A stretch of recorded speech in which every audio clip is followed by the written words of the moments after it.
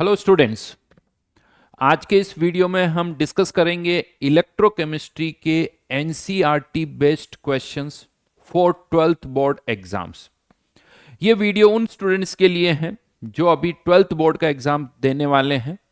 ये वीडियो उनके लिए मेरे हिसाब से काफ़ी यूजफुल होगा, बिकॉज जनरली सभी कहते हैं कि बोर्ड के लिए आपको एनसीईआरटी बहुत अच्छी तरह से रीड करनी चाहिए, लेकिन प्रॉब्लम क्या होती है, हम एनसीईआरटी रीड करते हैं, पूरी अच्छी तरह से उसे रीड करते हैं, लेकिन रीड करने के बाद जब स्टूडेंट्स से पूछा जाता है, आपको पूछा जाता है कि बताओ इस क्वेश्चन का आंसर क्या होगा, तो वो हमें याद नहीं होता है, क्योंकि हम उसे एक स्टोरी की तरह पढ़ लेते हैं, हम उसे समझ लेते हैं, लेकिन आंसर्स हमें याद नहीं होते हैं। बहुत बार हमें ये नहीं पता चलता कि कौन से क्वेश्चन का आंसर याद करना है, इसका क्वेश्चन क्या होगा वो भी हमें नहीं पता होता है। और फिर जब वो क्वेश्चंस एग्जाम में आते हैं तो हमें बहुत क्लियरली नहीं समझ में आता है कि इसका आंसर क्या लिखें, लैंग्वेज अच्छी नहीं लिख पाते हैं। जबकि आप सबको पता है कि सीबीएसई बोर्ड हो या कोई भी बोर्ड हो, वो ये चाहते हैं कि जो आंसर हो वो टू दी पॉइंट हो, ना तो बहुत बड़ा हो ना बहुत छोटा हो। इवन वो एक्सपेक्ट भी यही करते हैं कि आपकी लैंग्वेज वही हो जो एनसीईआरटी की हो। अब बहुत बार ऐसा होता है कि सर हाँ मैं आंसर लिख के आया हूँ, लेकिन वो जो लैंग्वेज होती है ना वो हमारी लैंग्वेज होती है, एनसीईआरटी वाली लैंग्वेज अगर नहीं है तो मार्क्स शायद हमें पूरे ना मिले। तो इसलिए यहां पर मैं एक बहुत ही इंपॉर्टेंट प्रॉब्लम सॉल्व कर रहा हूं। एनसीईआरटी चैप्टर पर बेस्ड इलेक्ट्रोकेमिस्ट्री का जो चैप्टर उस पर बेस्ड जितने भी क्वेश्चंस बन सकते हैं वो मैं यहां पर आपको बताने वाला हूं, और हर एक क्वेश्चन का आंसर भी मैं आपको यहां पर बताऊंगा। क्वेश्चन का आंसर जो होगा वो एनसीईआरटी की लैंग्वेज में ही होगा, राइट। अब यहां पर थोड़ा सा मैं आपको समझा दूं क्या करना है आपको। ये जो वीडियो अभी चलेगा उसमें पहले क्वेश्चन आएगा, क्वेश्चन आने के बाद अराउंड 5 to 10 सेकेंड्स का एक पॉज होगा। आप चाहो तो क्वेश्चन देखने के बाद वीडियो पॉज कर सकते हो। वीडियो पॉज करने के बाद अगर आपको लगता है कि इस क्वेश्चन का आंसर आपको आता है तो आप अपने आंसर को लिखिए और वापस से वीडियो प्ले करके देखिए कि आंसर सही में क्या है। अगर आपका आंसर मैच करता है तो बहुत अच्छी बात है, और अगर आपका आंसर मैच नहीं कर रहा है तो जो आंसर मैं दे रहा हूं उसे याद करिए, उसे याद करने के बाद फिर से लिखिए और फिर नेक्स्ट क्वेश्चन पर जाइए। बहुत बार स्टूडेंट्स क्या करते हैं, वीडियो देखते हैं, क्वेश्चन देखा, उसका आंसर देखा, रीड कर लेते हैं, नेक्स्ट क्वेश्चन पर आ जाते हैं। ये बोर्ड की तैयारी नहीं होगी, क्योंकि रीड करने से आप उसको नहीं लिख पाओगे एग्जाम में। आपको केवल रीड नहीं करना है, उसको याद करना है। याद करने के बाद बिना देखे राइट नाउ आपको उसको अपने नोटबुक में लिखना है कि अच्छा ये क्वेश्चन है, इसका ये आंसर है, और फिर उनको जैसे हम नॉर्मली करते हैं क्वेश्चन के साथ आंसर याद करते हैं उसी तरह से याद करना है। समझ में आई मेरी बात? तो वन बाय वन करके अब क्वेश्चंस आएंगे, आपको क्वेश्चन देखना है, फिर वीडियो को पॉज करना है, सोचो आपको आंसर पता है, नहीं पता है तो वापस वीडियो प्ले करें, आंसर देखें, फिर वीडियो पॉज करें, उस आंसर को लिखें, याद करके लिखें। इस तरह से वन बाय वन करके आपकी एनसीईआरटी जो है वो पूरी अच्छी तरह से रिवाइज हो जाएगी। यस, मैं ये गारंटी के साथ कह सकता हूं कि अगर आप ये सारे क्वेश्चंस याद कर लेते हो तो फिर एनसीईआरटी में से कोई नया क्वेश्चन नहीं बन सकता है। एनसीईआरटी से जितने क्वेश्चंस बन सकते हैं वो सारे यहां पर है। लेकिन यहां पर मैं आपको एक चीज बता दूं, बोर्ड का जो एग्जाम्स होता है उसमें थियोरेटिकल क्वेश्चंस भी आते हैं, न्यूमेरिकल क्वेश्चंस भी आते हैं। तो देखिए न्यूमेरिकल क्वेश्चंस हम करते हैं, जेई मेंस की प्रिपरेशन में भी करते हैं, तो यहां पर मैं केवल थियोरेटिकल क्वेश्चंस पर फोकस करूंगा, कोई न्यूमेरिकल क्वेश्चन यहां पर हम डिस्कस नहीं कर रहे हैं, राइट। तो स्टार्ट करें, चलिए। तो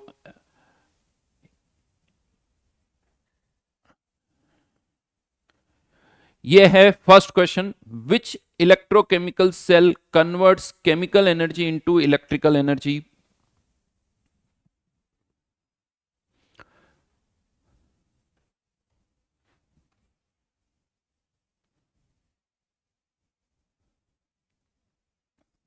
and the answer is a galvanic cell is an electrochemical cell that converts the chemical energy of a spontaneous redox reaction into electrical energy. Right, spontaneous redox reaction into electrical energy, ये complete answer है उस question का। Next question पर मैं आ रहा हूं।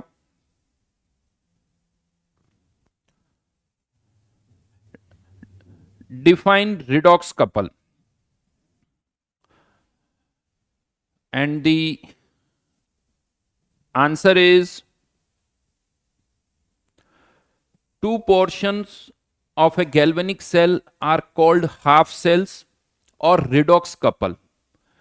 A redox couple is defined as having together the oxidized or reduced form of a substance taking part in an oxidation or reduction half reaction. For example इसको ऐसे समझो कि एक सेल के अंदर Fe+3 भी है, Fe+2 भी है, एक हाफ सेल के अंदर हो सकता है ऑक्सीडेशन हो रहा हो तो Fe+2 Fe+3 में जा रहा हो और रिडक्शन हो रहा हो तो +3 किस में आ रहा होगा, +2 में. इवन कोई और एग्जाम्पल भी आप ले सकते हो, जैसे H2 से H+ या H+ से H2, तो दोनों फॉर्म होनी चाहिए जो आपस में एक दूसरे में इंटर कन्वर्ट हो सके. इसे हम कहते हैं रिडॉक्स कपल. मतलब एक हाफ सेल को आप रिडॉक्स हाफ सेल बोल सकते हो, ये भी आप कह सकते हो, या एक हाफ सेल को आप रिडॉक्स कपल बोल सकते हो. नेक्स्ट क्वेश्चन पर आ रहा हूं मैं.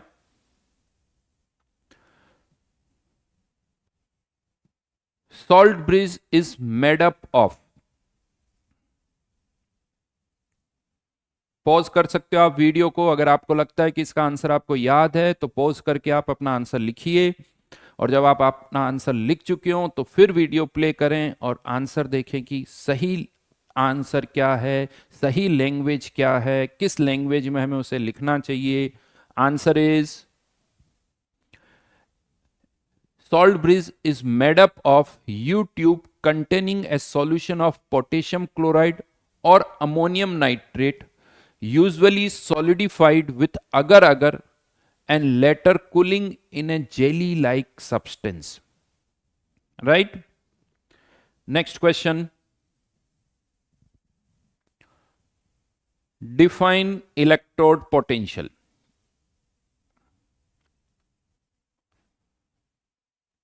And the answer is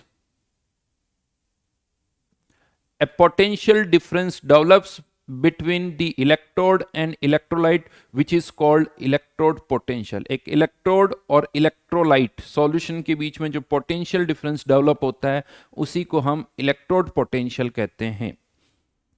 next question. Define standard electrode potential. पहले था डिफाइन इलेक्ट्रोड पोटेंशियल, अब है define standard electrode potential. And the answer is when the concentration of all the species involved in a half cell is unity, then the electrode potential is known as standard electrode potential. इसमें pressure के बारे में नहीं mention है NCERT में तो यही लिख दिया, बट हाँ हम चाहें तो एक लाइन लिख सकते हैं कि if A gases substance is involve it's pressure should be 1 bar. Next question. Define anode. जैसा आपको पता है गैल्वेनिक सेल में और इलेक्ट्रोलाइटिक सेल में डिफरेंस होता है. गैल्वेनिक सेल में एनोड पर नेगेटिव चार्ज होता है, इलेक्ट्रोलाइटिक सेल में पॉजिटिव चार्ज होता है. Answer is a galvanic cell. In a galvanic cell, the half cell in which oxidation takes place is called anode and it has a negative potential with respect to the solution. मतलब इस पर negative charge होता है, solution पर positive charge होता है, इसीलिए it has a negative potential with respect to solution. Next question. Define cathode. तो आई थिंक जस्ट उसका अपोजिट कह सकते हो. And the answer is the other half cell in which reduction takes place is called cathode and it has a positive potential with respect to the solution. Next question. In which direction electrons flow in a galvanic cell? Electron कहां से कहां flow करते हैं, anode से cathode या cathode से anode? And the answer is from negative electrode which is anode to positive electrode which is cathode. तो anode से कैथोड की ओर वो फ्लो करते हैं. यहां पर फिर से मैं कह रहा हूं आप वीडियो को पॉज कर सकते हैं, जैसे आप क्वेश्चन देखें वीडियो को पॉज करें, फिर आंसर देखने के बाद भी आप वीडियो पॉज करके पहले आंसर याद करें फिर आंसर लिखें। ये बहुत ज़रूरी है, केवल रीडिंग नहीं करनी है आपको, आपको आंसर देखना है, याद करना है और फिर बिना देखे लिखना है। ये कोशिश आपको करनी है, right. Next, define cell potential and the answer is the potential difference between the two electrodes of a galvanic cell is called the cell potential and is measured in volts. It is called the cell electromotive force of the cell when no current is drawn through the cell. Electromotive force EMF भी बोलते हैं, लेकिन हाँ EMF तब बोला जाता है जब सेल से कोई करंट ड्रॉ नहीं कर रहे हैं, तब इसको ईएमएफ भी बोला जाता है। Next, can we measure the individual half cell potential? क्या किसी एक हाफ सेल का पोटेंशियल डिफरेंस या इलेक्ट्रोड पोटेंशियल हम मेजर कर सकते हैं? एंड द आंसर इज नहीं कर सकते हो। Potential of individual half cell cannot be measured. We can measure only the difference between two half cell potentials that gives the EMF of the cell. और later on हम क्या करते हैं, इन दो हाफ सेल में से एक हाइड्रोजन हाफ सेल ले लेते हैं और उस स्टैंडर्ड हाइड्रोजन हाफ सेल का इलेक्ट्रोड पोटेंशियल हम जीरो मान लेते हैं, जिससे हमें दूसरे हाफ सेल का इलेक्ट्रोड पोटेंशियल पता चल जाता है। तो हमारे जितने भी इलेक्ट्रोड पोटेंशियल के डेटा होते हैं वो with respect to standard hydrogen electrode हम यूज करते हैं। Next one, how to construct standard hydrogen electrode? And the answer is, इसका आंसर थोड़ा बड़ा है भाई, क्योंकि वही सारी लैंग्वेज यहां पर लिखी गई है। The standard hydrogen electrode consist of A platinum electrode coated with platinum black, जिससे थोड़ा उसका सरफेस एरिया जो है वो बढ़ जाता है, ज्यादा हाइड्रोजन उससे उस पर एडजॉर्ब हो सकती है। The electrode is dipped in an acidic solution and pure hydrogen gas is bubbled through it. The concentration of both the reduced and oxidized form of hydrogen is maintained at unity. This implies that the pressure of hydrogen gas is 1 bar and the concentration of hydrogen ion in the solution is 1 m. तो इसे हम क्या कहेंगे, standard hydrogen electrode. लिखना पड़ेगा 2-3 बार अच्छी तरह से, ठीक है। कैसे बनाया जाता है वो यहां पर गिवन है, डायग्राम भी आप देख सकते हो एनसीईआरटी से, जो भी इसका डायग्राम है वो भी आपको देखना चाहिए। Next question, what is the electrode potential of standard hydrogen electrode? क्या होता है भाई? आई थिंक ये सबको पता है, हाँ, लेकिन आंसर की लैंग्वेज फिर भी हमें अच्छी तरह से लिखनी होगी। कैसे, चलिए देखते हैं। Answer is according to the convention, क्योंकि हमने ऐसा माना है, a half cell called standard hydrogen electrode represents by this equation pt, यहां पर थोड़ा सा मैं करेक्शन कर दूं, H2 है,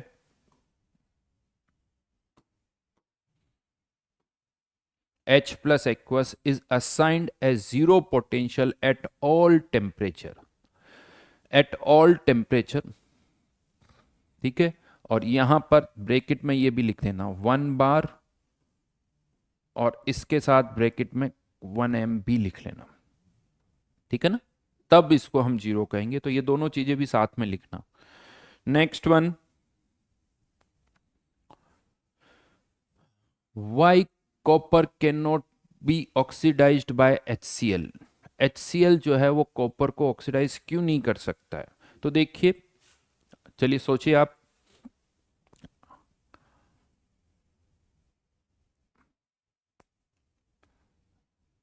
and the answer is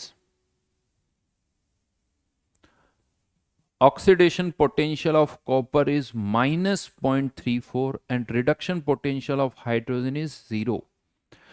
concept ये होता है कि ऑक्सीडेशन और रिडक्शन पोटेंशियल का सम पॉजिटिव होना चाहिए तो वो ऑक्सीडेशन होगा, लेकिन यहाँ ऑक्सीडेशन प्लस रिडक्शन पोटेंशियल का सम नेगेटिव है, मतलब कॉपर का ऑक्सीडेशन नहीं होगा।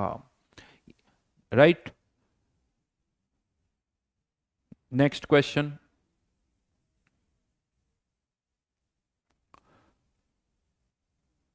why fluorine gas is strongest oxidizing agent?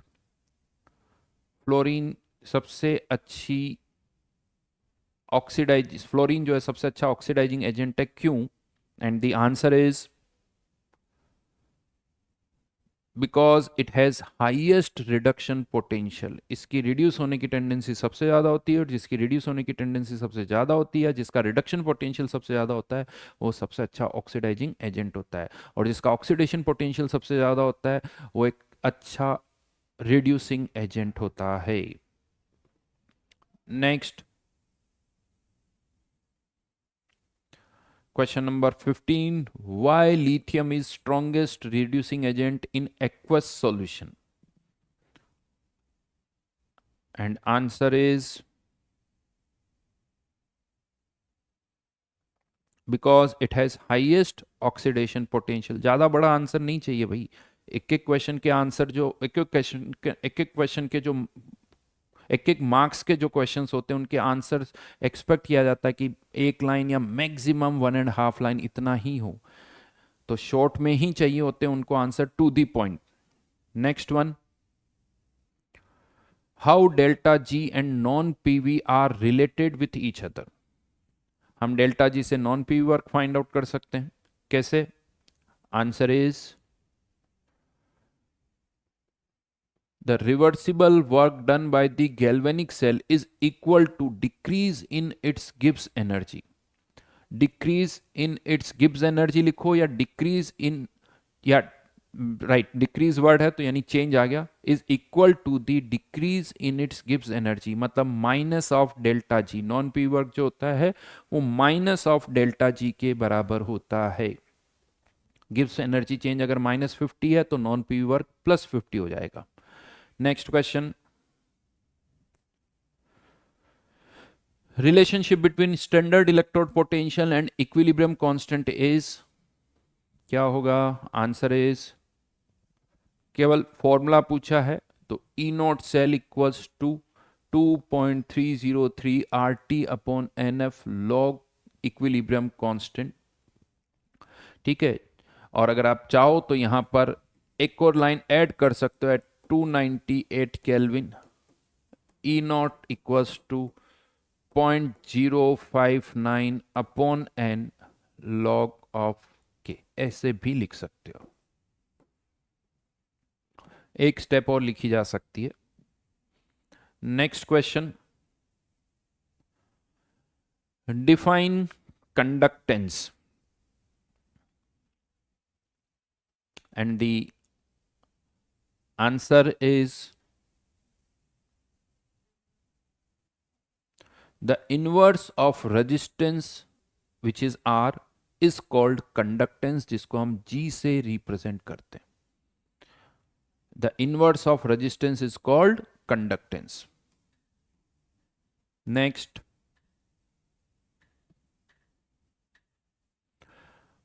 write units of conductance and conductivity। वैसे ये क्वेश्चन बोर्ड के लिए भी इंपॉर्टेंट है, इवन जेई मेंस में भी इस तरह के क्वेश्चंस आ जाते हैं।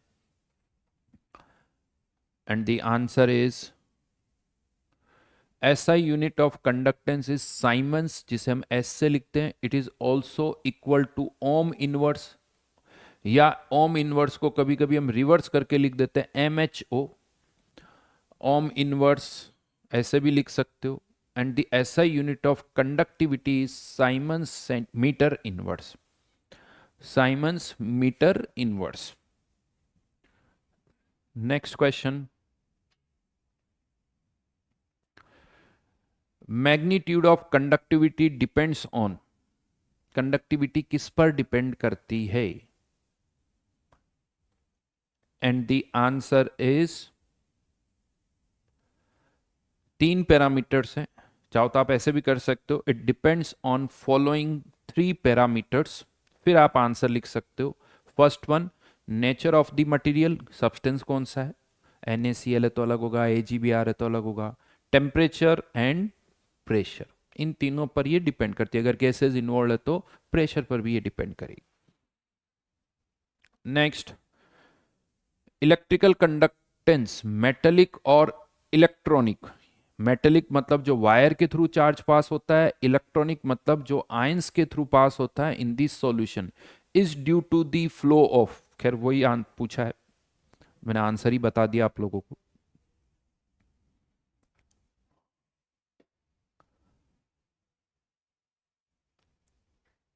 And the answer is,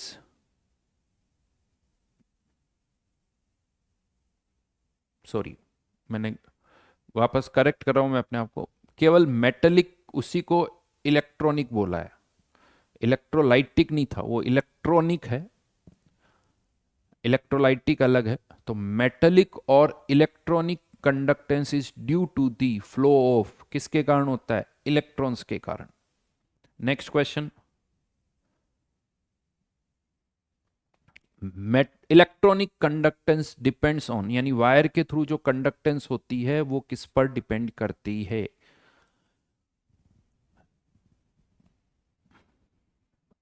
and the answer is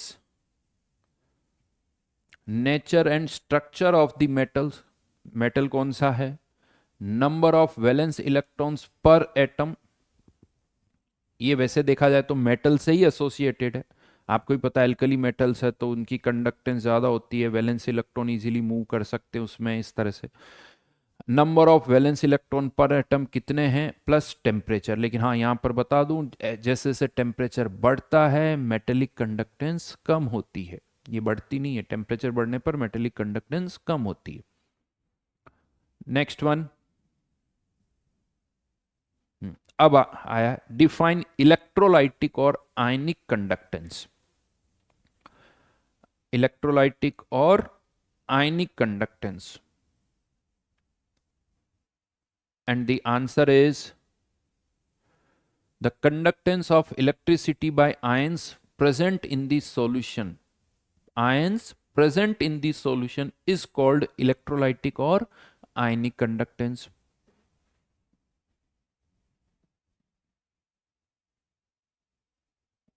Next, the conductivity of electrolytic solution depends on, पहले हमने मेटेलिक कंडक्टेंस की बात की थी, अब हम इलेक्ट्रोलाइटिक कंडक्टेंस की बात कर रहे हैं। एंड द आंसर इज, बहुत सारे पैरामीटर्स है, nature of the electrolyte added, size of the ions produced and their solvation, कितना सॉल्वेशन हो रहा है, nature of the solvent and its viscosity, solvent कौन सा है, किसकी विस्कोसिटी ज़्यादा है, किसकी विस्कोसिटी कम है, क्योंकि मोमेंट अगर ज़्यादा विस्कस है तो मोमेंट कम होगा, कम विस्कस है तो मोमेंट ज़्यादा होगा। Fourth point, concentration of the electrolyte, concentration कम है या कॉन्सेंट्रेशन ज़्यादा है तो उसके according number of ions change हो जाएंगे। एंड फाइनली टेम्परेचर, और टेम्परेचर के केस में यहाँ पर लिखा हुआ है it increases with increase in temperature, right. याद करके लिखो इलेक्ट्रोलाइट कौन सा है, उसका कितना सॉल्वेशन हो रहा है, सॉल्वेंट कौन सा है, उसकी विस्कोसिटी क्या है, सॉल्यूट की कॉन्सेंट्रेशन क्या है और टेम्परेचर क्या है। Next,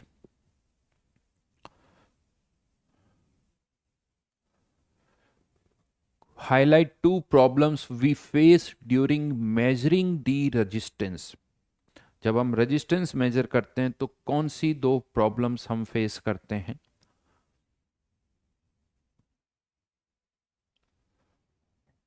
and the answer is,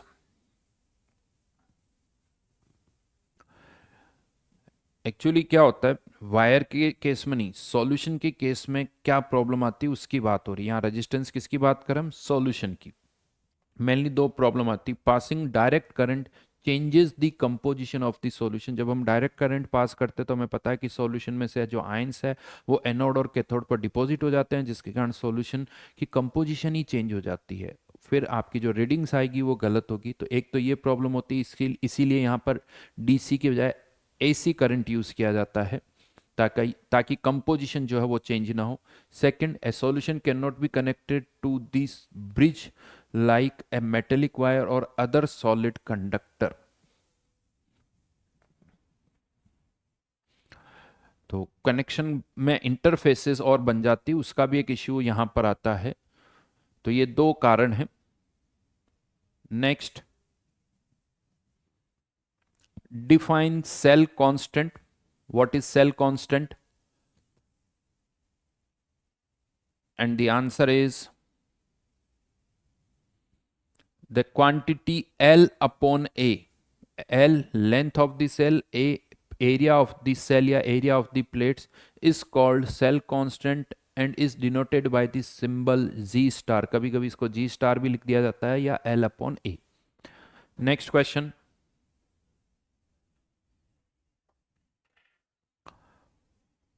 Why conductivity decreases with decrease in concentration?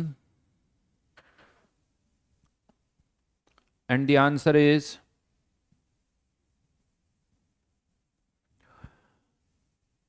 this can be explained by the fact that the number of ions per unit volume that carry the current in a solution decreases on dilution. तो per unit volume जो number of ions होंगे dilution के साथ कम हो जाएंगे तो current जो है वो भी कम हो जाएगी। तो number of ions per unit volume, ये इंपॉर्टेंट वर्ड है, ये आपको लिखना है। Next question, define molar conductivity. And the answer is, वैसे ये डेफिनेशन एनसीईआरटी में है तो वो हम लिख रहे हैं, अदरवाइज मेरा मानना है कि इसको डिफाइन इस तरह से लैंग्वेज में नहीं करना चाहिए, इससे कंफ्यूजन होता है। इसका फॉर्मूला ही बेटर ऑप्शन है। बट चलिए, एनसीईआरटी में गिवन है तो आपको अगर जरूरत पड़े तो याद रखो। Molar conductivity of A solution at a given concentration is the conductance of the volume V of solution containing 1 mole of electrolyte kept between two electrodes with area of cross section A and distance of unit length. अगर unit length पर दोनों plates हैं और cell का volume इतना है कि उसमें 1 मोल इलेक्ट्रोलाइट प्रेजेंट है, तो जो कंडक्टेंस होगी उस कंडक्टेंस को हम मोलर कंडक्टिविटी बोलते हैं। कंफ्यूजिंग है क्योंकि कंडक्टेंस को क्या बोला जा रहा है, मोलर कंडक्टिविटी। यहां पर मैं आपको बता दूं, कंडक्टेंस की यूनिट अलग होती है, कंडक्टिविटी की यूनिट अलग होती है और मोलर कंडक्टिविटी की यूनिट भी अलग होती है। तीनों अलग अलग टर्म्स हैं, एक जैसी साउंड करती है लेकिन ऐसा है नहीं। जैसे रेजिस्टेंस, रेजिस्टिविटी अलग अलग है, उसी तरह से कंडक्टेंस, कंडक्टिविटी और मोलर कंडक्टिविटी अलग है। हाँ, इस पर्टिकुलर सिचुएशन पर ये मोलर कंडक्टिविटी जिसे हम लैम्डा एम लिखते हैं, इसका मैग्नीट्यूड जो है वो कंडक्टेंस के बराबर हो जाएगा। इस पर्टिकुलर कंडीशन पर ऐसा होगा। हर कंडीशन पर मोलर कंडक्टिविटी कंडक्टेंस के बराबर हो ये जरूरी नहीं है। Next question, define limiting molar conductivity. Limiting molar conductivity, and the answer is when concentration approaches zero, the molar conductivity is known as limiting molar conductivity and is represented by the symbol lambda m infinite, या not भी लिख दिया जाता है और इन्फानेट भी लिख दिया जाता है, दोनों ही यूज किया जाता है। When concentration approaches zero, zero concentration पर जो लैम्डा एम की वैल्यू होगी उसी को हम लैम्डा एम इन्फानेट कहते हैं। जीरो कॉन्सेंट्रेशन मतलब tends to zero. Next one, how lambda m of strong electrolyte varies with concentration, and the answer is for strong electrolyte, lambda m increases slowly with dilution and can be represented by the equation. मैं इस equation को एक बार वापस लिख देता हूं, lambda M infinity minus A square root of concentration. जैसे जैसे कॉन्सेंट्रेशन बढ़ेगी लैम्डा एम की वैल्यू कम होगी, कॉन्सेंट्रेशन कम होगा लैम्डा एम बढ़ेगा, बट ज़्यादा वेरिएशन नहीं होता है। इंक्रीजेस स्लोली, स्लोली कब इंक्रीज हो रहा है, जब कंसंट्रेशन कम हो रही है। नेक्स्ट क्वेश्चन,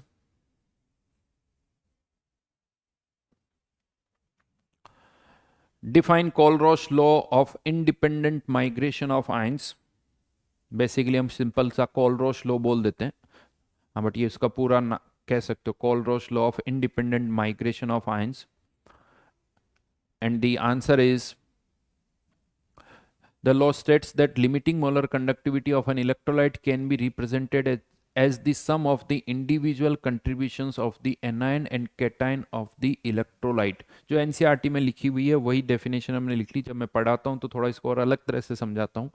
तो यहाँ पर ये कहना चाहता है कि NaCl की जो लिमिटिंग मोलर कंडक्टिविटी होगी वो Na+ और Cl आयन इनके कंस्टिट्यूएंट आयंस के सम के बराबर होगी। एसिटिक एसिड है तो acetate ion plus H+ ion, HCl है तो H+ प्लस Cl आयन, तो उनके कंस्टिट्यूएंट केटाइंस और एनाइंस की लिमिटिंग मोलर कंडक्टिविटी के सम के बराबर होगी। इसमें और अच्छा अगर करना चाहिए तो इररेस्पेक्टिव ऑफ इट्स सोर्स कि वो Cl आयन कहाँ से आ रहा है उससे कोई मतलब नहीं होता है। बट हाँ, ये डेफिनेशन एनसीईआरटी की है, वो आप लिख सकते हो। Next one, suggest a way to determine the lambda infinite value of a weak electrolyte।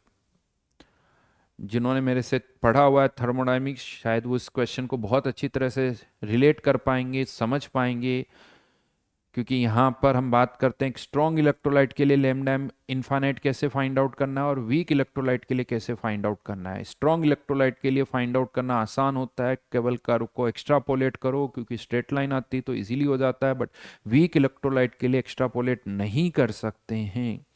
इसीलिए एक वीक इलेक्ट्रोलाइट के लिए लैम्डा इनफाइनाइट कैसे फाइंड आउट करेंगे, ये क्वेश्चन है ये। और आई थिंक आप सबको वैसे आंसर पता है।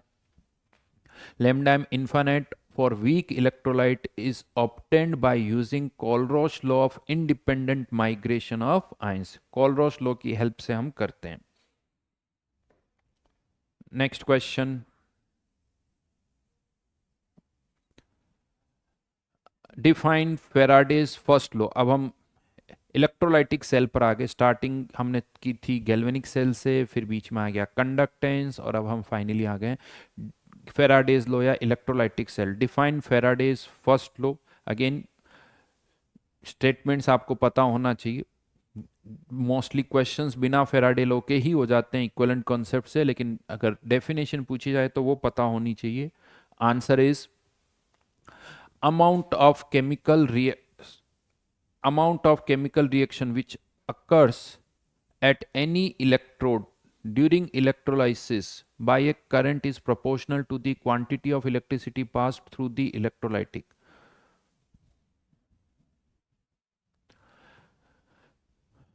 right?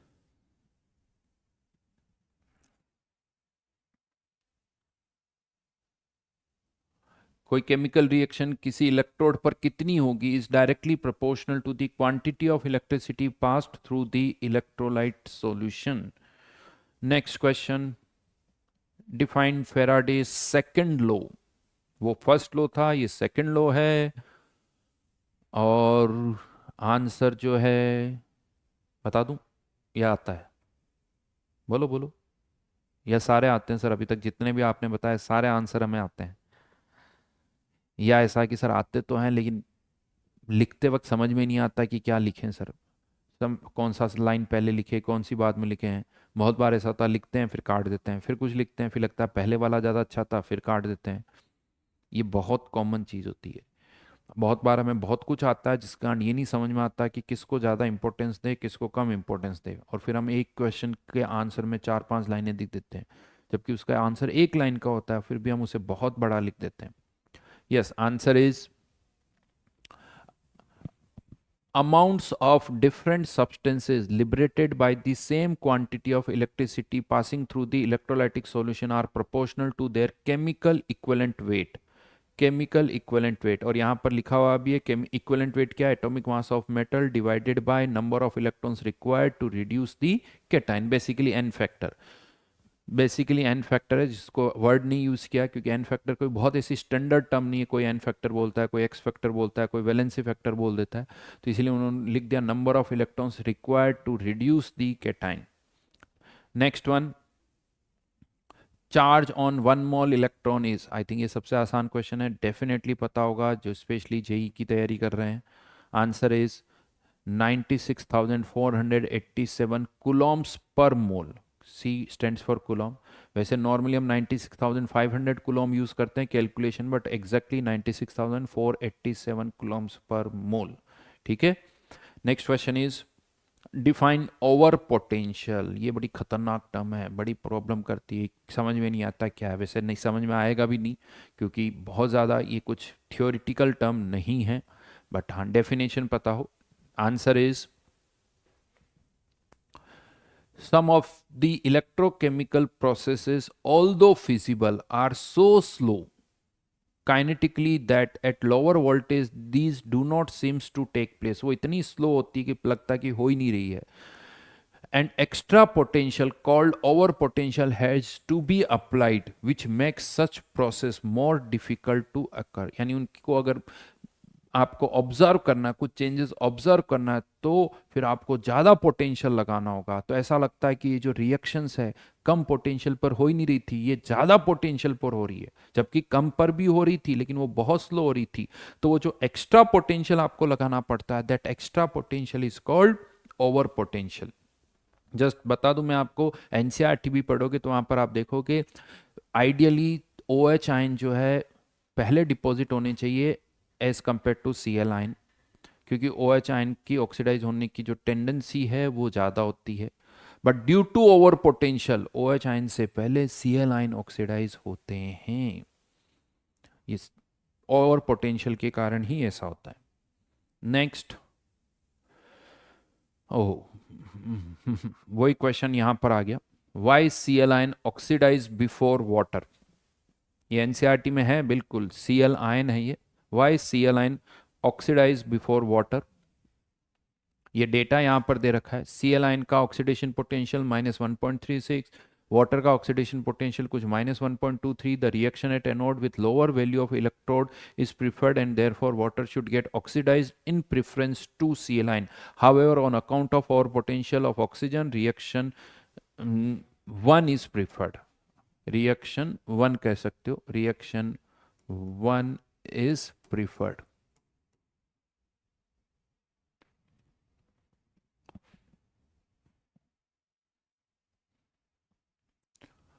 क्योंकि कंपेयर किया जाए तो इसका इलेक्ट्रोड पोटेंशियल ज़्यादा है, जिसका इलेक्ट्रोड पोटेंशियल ज़्यादा है वो रिएक्शन होनी चाहिए, तो सी एल आयन से पहले ऑक्सीजन प्रोड्यूस होनी चाहिए, लेकिन ऐसा नहीं होता है because of over potential.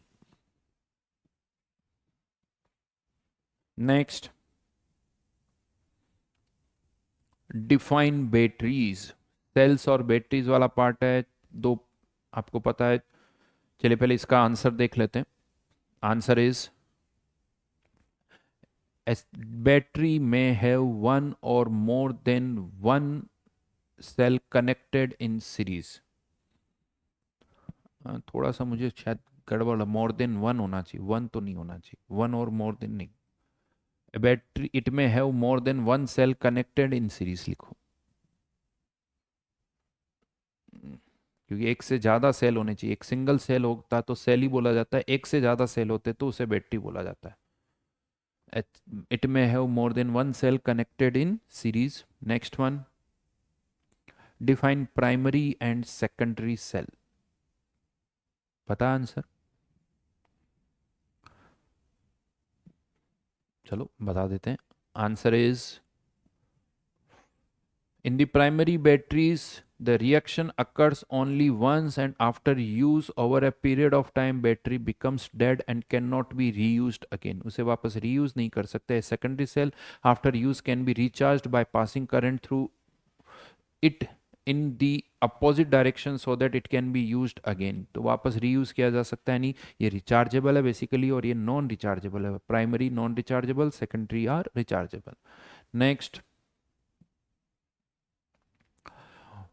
Which substances are used in Leclanché cell? कौन से substances use होते हैं?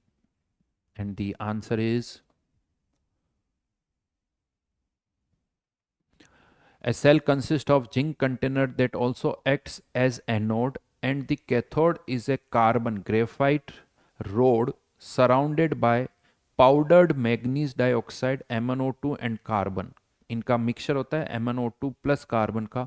The space between the electrodes is filled by moist paste of ammonium chloride NH4Cl and zinc chloride. ज़्यादा डिटेल में नहीं जाना है कि किसका क्या रोल है, कौन क्या करता है, बस आपको रिएक्शंस पता होनी चाहिए, बेसिक रिएक्शंस पता होनी चाहिए। तो ये तो मैंने बताया कि क्या क्या सब्सटेंस यूज करते हैं। Next question is write cell reactions in Leclanche cell, जिसे हम ड्राई सेल भी बोलते हैं, जो पेंसिल सेल हम यूज करते हैं ना टॉर्च में मोस्टली, AAA AA वाले, ये सब लेक्लांसे सेल ही है, ड्राई सेल है। तो एनोड पर जिंक का ऑक्सीडेशन होता है, कैथोड पर MnO2 का रिडक्शन होता है, MnO2 +4 से +3 में जाता है और साथ में अमोनिया प्रोड्यूस होती है। वैसे ये अमोनिया आगे चल के और अमोनिया और जिंक आयन रिएक्ट करके कॉम्प्लेक्स भी बना लेते हैं, बट हाँ आपको बस एनोड कैथोड की रिएक्शन लिखनी है जो यहाँ पर शो की गई है। Next question, how is mercury cell made? Mercury cell ये भी एक प्राइमरी सेल ही है। कैसे बनाया जाता है, इन सब के डायग्राम्स भी एनसीईआरटी में दे रखे हैं, लेकिन उन डायग्राम्स पर मैंने कभी क्वेश्चन देखे नहीं कि डायग्राम बनाने वाली बात पर क्वेश्चन आया हो। तो आप बस डेफिनेशंस याद, यानी कैसे बनाया जाता है वो याद रखो। Answer is consist of zinc mercury amalgam as anode and a paste of HgO and carbon as the cathode. The electrolyte is a paste of KOH and ZnO। क्या क्या यूज हो रहा है, बेसिकली कैसे बना रहे हैं, मतलब क्या क्या सब्सटेंस यूज करते हैं वो आपको पता होना चाहिए। Next, cell reactions in mercury cell. Answer is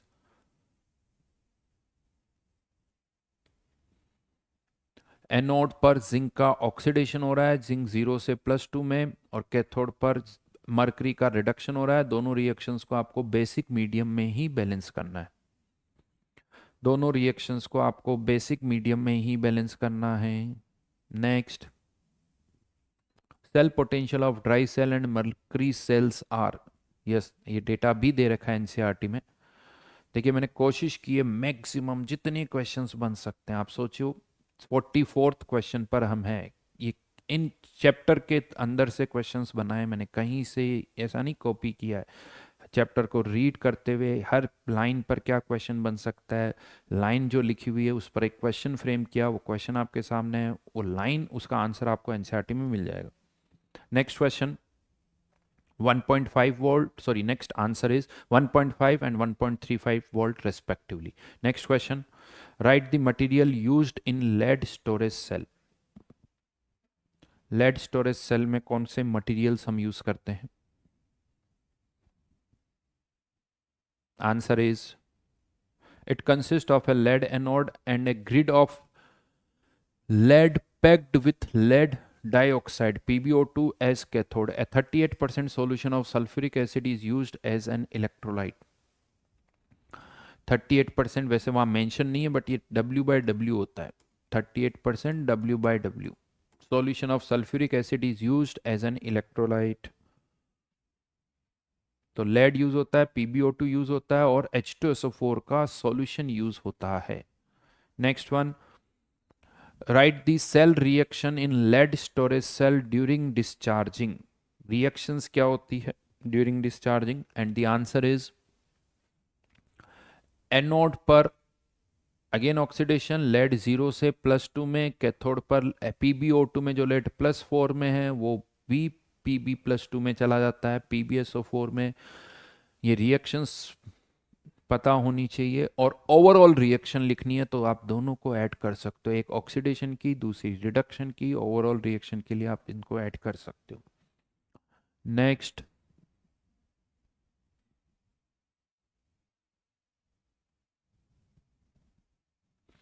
what happen during the charging of lead storage cell? जो डिस्चार्जिंग में रिएक्शन होती है वही रिवर्स हो जाती है जब हम उसके थ्रू करंट पास करते हैं। क्या रिएक्शंस होती है? Answer is, on charging the battery the reaction is reverse and PbSO4 on anode and cathode is converted into Pb and PbO2। यानी जिस एंड पर वहाँ जहाँ ऑक्सीडेशन हुआ था अब वापस वहाँ रिडक्शन हो जाता है, जिस पर पहले रिडक्शन हुआ था वहां पर वापस ऑक्सीडेशन हो जाता है, रिएक्शंस रिवर्स हो जाती है। Next, write cell reaction of nickel cadmium cell and the answer is cadmium 0 से +2 में जा रहा है और निकल जो है वो +3 से +2 में आता है। ये ध्यान रखना, निकल +3 से +2 में, 0 में नहीं जा रहा है। तो सेल रिएक्शन क्या है वो अगेन आपको पता हो, वही पूछा गया है। Next question,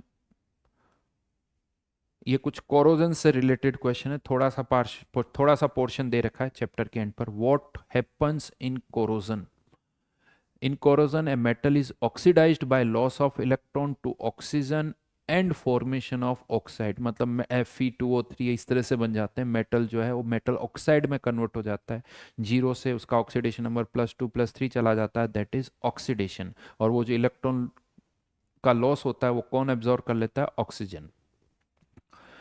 metal is oxidised by loss of electron to oxygen. Next, write examples of corrosion. Answer is the rusting of iron, tarnishing of silver, silver रखा रखा आपको पता है काला पड़ जाता है, development of green coating on copper and bronze are some of the examples of corrosion. Right? Next question.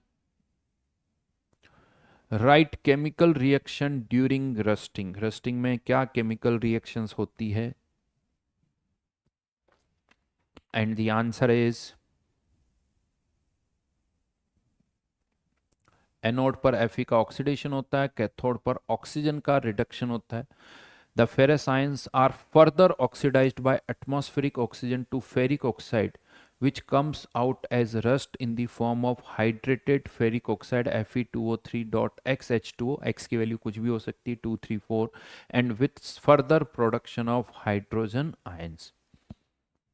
मतलब पहले वो Fe से Fe+2 में जाता है और फिर Fe+2 से फर्दर वो Fe+3 में चला जाता है और Fe2O3 एज ए रस्टिंग हमें मिलता है जो कि अलग हो जाता है, that is corrosion.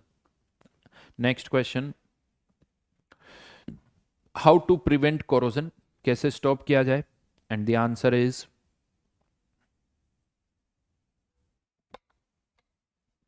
One of the simplest method of preventing corrosion is to prevent the surface of metallic object to come in contact with atmosphere।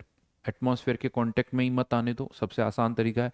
This can be done by covering the surface with paint, उस पर paint कर दो, और bye some chemicals, जैसे ये कुछ एक example दे रखा है, गैल्वेनाइजिंग होता है, इस तरह के कुछ तरीके होते हैं। गैल्वेनाइज शीट जो होती है वो कोटिंग कर दी जाती है जिससे वो डायरेक्ट मेटल जो है एटमॉस्फेयर के कांटेक्ट में ही नहीं आ पाता है।